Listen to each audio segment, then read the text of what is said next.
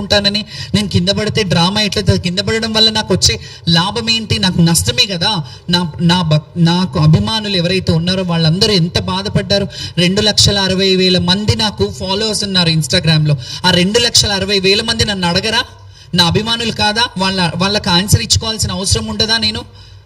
మీరు ఏది పడితే అది మాట్లాడేస్తే, ఏది పడితే ఇదిలో కొంతమంది సోషల్ మీడియాలో భక్తుల దగ్గరికి వెళ్ళి ఎలాంటి ఇబ్బందులు జరిగాయో అవన్నీ కళ్ళకు కట్టినట్టు చూపించారు. నిజంగా కూడా ఇప్పుడు చెప్తున్నాను, నిజంగా కూడా ప్రభుత్వము ఈసారి బోనాల పండుగ జరిపించడంలో విఫలమైంది అనే మాట అది వాస్తవం. మీరు ఎన్ని చెప్పుకున్నా, మీరు ఎన్ని ఇది చేసినా, ఎన్ని ఫండింగ్ ఇచ్చినా, ఎంతమంది ఇది చేసినా, మీరు ఫండింగ్ ఇస్తున్నారు, ఇన్ని లక్షల ఫండింగ్లు ఇస్తున్నారు అన్నప్పుడు మరి మీ బాధ్యత కదా మమ్మల్ని బోనం తీసుకెళ్ళడానికి అవ్వాలి. ఒక సీనియర్ మోస్ట్ నేను జోగిని, ఆ సీనియర్ మోస్ట్ బోనం వస్తున్నప్పుడు మీరు ఇప్పుడు గతంలో కొంతమంది నాయకులు వచ్చారు, ఇప్పుడు వచ్చారా? కానీ ఆ నాయకులు ఉన్నప్పుడు నేనున్నాను, ఇప్పుడు నేనున్నాను.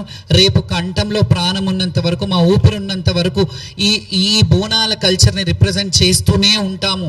అది ఎవరు ఉన్నా ప్రభుత్వంలో, నేను ముందు కూడా చెప్పాను, ప్రభుత్వంలో ఈ రోజు ఉంటారు, రేపు ఉండరు.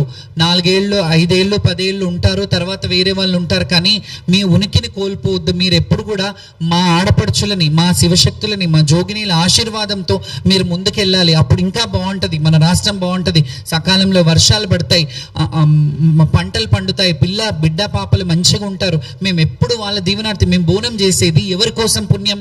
మేము బోనం చేస్తే మేము చేసేది ఎవరి కోసం? మీరు చేసుకునేది మీ బిడ్డల కోసం, మీ మొగుడు పెళ్ళాలు వాళ్ళ కోసం, మీ ఫ్యామిలీ కోసం.